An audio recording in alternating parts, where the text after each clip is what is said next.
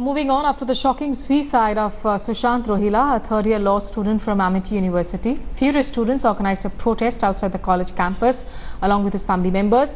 They have accused the college administration for his death. According to reports, Sushant was debarred from one semester due to low attendance. In the email sent to the dean, he sought help from the college, asking them to allow him to take his examination as he was unable to attend his classes due to a grave injury.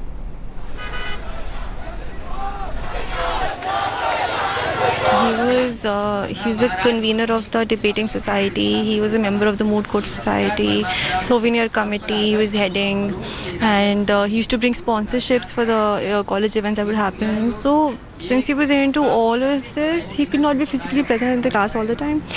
For if we submit the fees, if we're late in submitting the fees, the college will call us 1,000 times and say that your check is bounced or you're late in submitting the fees.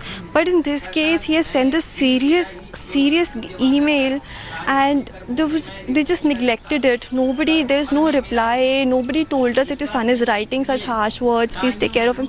It doesn't matter whether he would have been debarred or not, but at least if he's in that state and if he's communicating it to someone, then somebody should have told us. No call, no intimation. The administration of this college is really washed up.